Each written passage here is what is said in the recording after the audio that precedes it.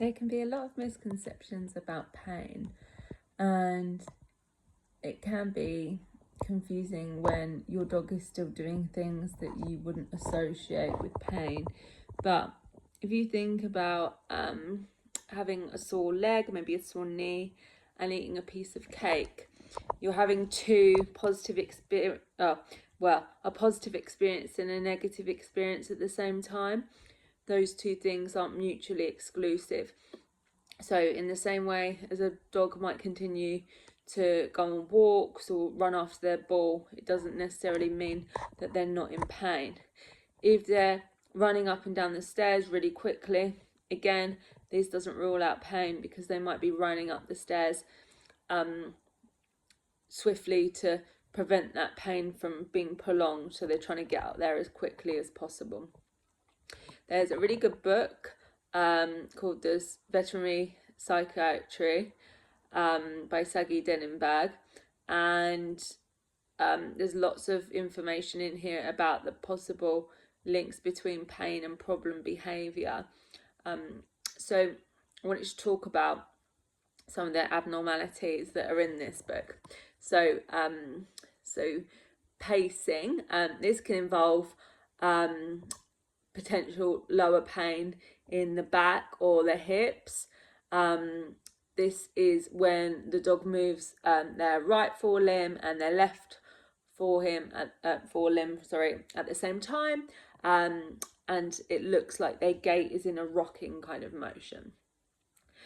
Bunny hopping behaviour, this is where both of the back legs move together, so you've got kind of that hopping behaviour.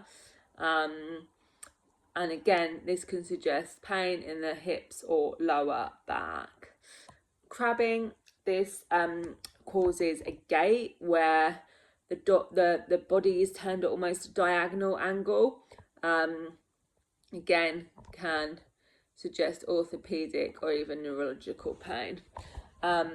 Lowering of the head, if the pet's holding their head beneath their back almost, this can be an indication of pain in the neck. So things you can do to help alleviate this in combination with speaking to the vets are things like raised food bowls and things like that.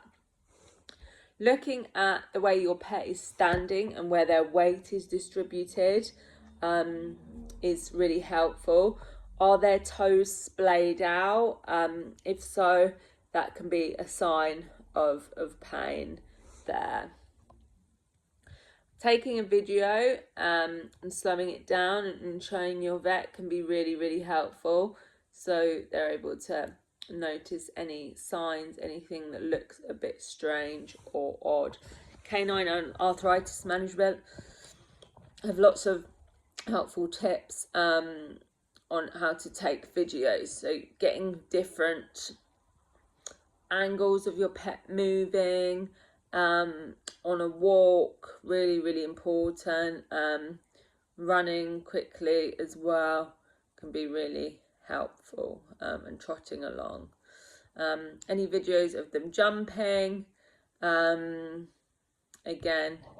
can give you a good indication of where they might be more stiff or more in pain. Again, going to the bathroom, not a nice thought, taking a video of that, but looking the way they're sitting, or digging or squatting can all be really, really valuable.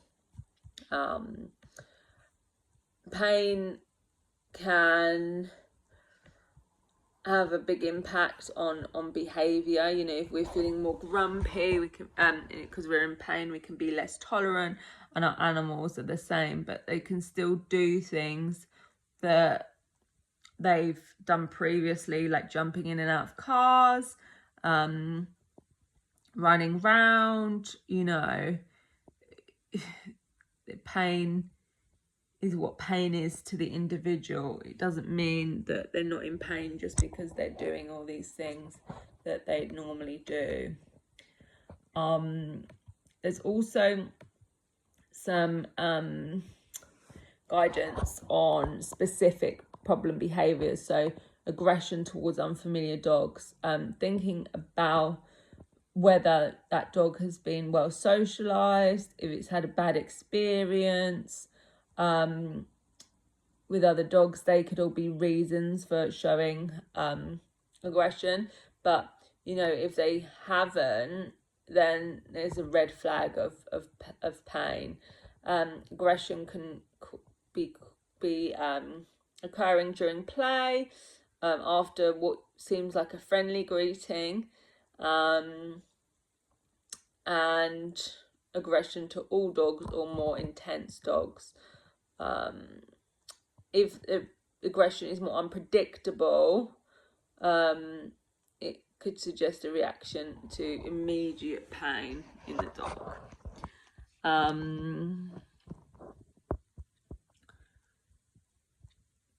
Noise aversion as well can be a sign of pain.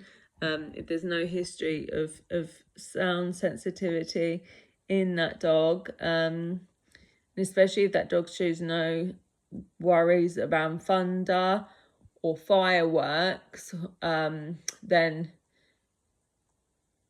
that's a high suspicion of pain. If you suspect pain, kind of making a note why that is, looking at your dog's behavior, monitoring it, thinking about when it's happening, when the behavior is happening, taking videos and really looking at their behavior can be really, really important, because if they're in pain and they're not on pain trials, which a vet might suggest, then working on any behavior won't get to the root cause of it. Might be eating the food and learning, but there's still that pain there. It's obviously not something that you want for your pet. Also thinking about how you are managing their environments. Is there any areas that they're particularly reactive in? What's happening in the environment at the time? Is it a really busy environment? If so, even if the dog's on a muzzle, they're not going to be scared if they're put into that situation and they are scared of it. Even if they've got a muzzle on, okay, they're protected, they're not going to bite anyone, but it doesn't mean that they're happy. Let me know what you think, and